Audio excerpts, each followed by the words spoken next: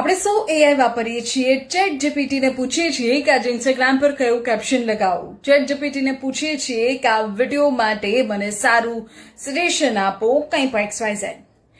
એ chat જીપીટીને લોકો uninstall કરી રહ્યા છે. તમારી જાણ ખાતર ચેટ જીપીટી એપને અનઇન્સ્ટોલ કરનારા લોકોની સંખ્યામાં 300% ઉછાળો આવ્યો છે. તમને થશે કે એવું કેમ?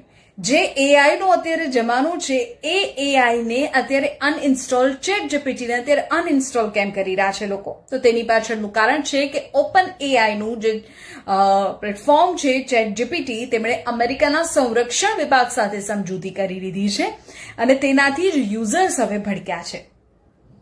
આ ડીલના વિરોધમાં ચેટ જીપીટી એપને અનઇન્સ્ટોલ કરનારા લોકોની સંખ્યામાં 300%નો ઉછાળો આવ્યો છે, કારણ કે લશ્કરી ઉપયોગથી સામાન્ય માણસ પર તેની ગંભીર અસર થશે તેવું લોકોનું કહેવું છે.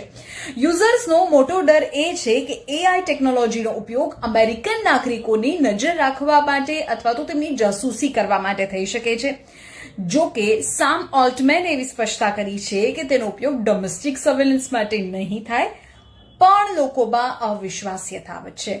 હવે આ સામ ઓલ્ટમેન આવું કે અને એનું વજન પડે એવું કેમ અથવા તો કેમ નહીં? સામ ઓલ્ટમેન કોણ છે તેની તમને વાત કરી દો. ઓપન એઆઈના સીઈઓ છે. સામ ઓલ્ટમેન એ ઓપન એઆઈ કંપનીના મુખ્ય કાર્યકારી અધિકારી એટલે કે સીઈઓ છે, જે કંપનીએ પ્રખ્યાત એઆઈ બોટ ચેટ જીપીટી બનાવ્યું છે અને આપણે સૌ તેનો ઉપયોગ કરીએ છીએ. એટલે જ્યારે સેમ ઓલ્ટમેને અમેરિકાના સંરક્ષણ વિભાગ સાથે આ ડીલ કરી, જેના કારણે યુઝર્સમાં નારાજગી જોવા મળી રહી છે. આપને કહી દઈએ કે અગાઉ એક એન્થ્રોપિક નામની મોટી કંપની કે જેમણે આ ડીલ સ્વીકારવાની ના પાડી દીધી હતી. એન્થ્રોપિક જેવી અને અન્ય એઆઈ કંપનીઓએ અગાઉ આ ડીલને નૈતિક કારણોસર જતી કરી હતી, પરંતુ હવે ઓપન એઆઈએ આ ડીલને સ્વીકારી લીધી છે. ત્યારે ટેકનોલોજીનો ઉપયોગ માનવ અધિકારો કે યુદ્ધના નિયમો વિરુદ્ધ થવાની ભીતિ લોકો સેવી રહ્યા છે. યુઝર્સનો વિશ્વાસ યથાવત છે અને તેના જ કારણે બહિષ્કાર થઈ રહ્યો છે.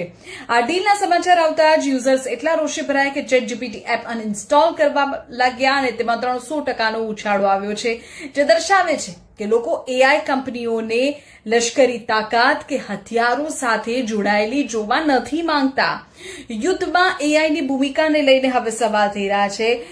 અલબત્ત ઓલ્ટમેન તો એવું પણ કહે છે, એટલે કે એ ઓપન એઆઈ કંપનીના સીઈઓ એવું કહે છે કે તેનો ઉપયોગ યુદ્ધ માટે નહીં થાય, પણ સંરક્ષણ વિભાગ સાથેના કરારમાં ફેરફાર પણ કરવામાં આવ્યો છે, એટલે કે મોડિફિકેશન થયું છે અને ભવિષ્યમાં તેની મર્યાદાઓ પણ બદલાઈ શકે છે. પણ આ આખા સમાચાર એવું તો સ્પષ્ટ કરે છે કે જે લોકપ્રિય સિવિલિયન ટેકનોલોજી છે ચેટ જીપીટી છે, તેને લશ્કરી તંત્ર સાથે ન જોડવું જોઈએ. તેનો ઉપયોગ છે તે મર્યાદિત હોવો જોઈએ, માનવ કલ્યાણ માટે હોવો જોઈએ, વિનાશક લશ્કરી હેતુઓ માટે નહીં. તમારું શું માનવું છે?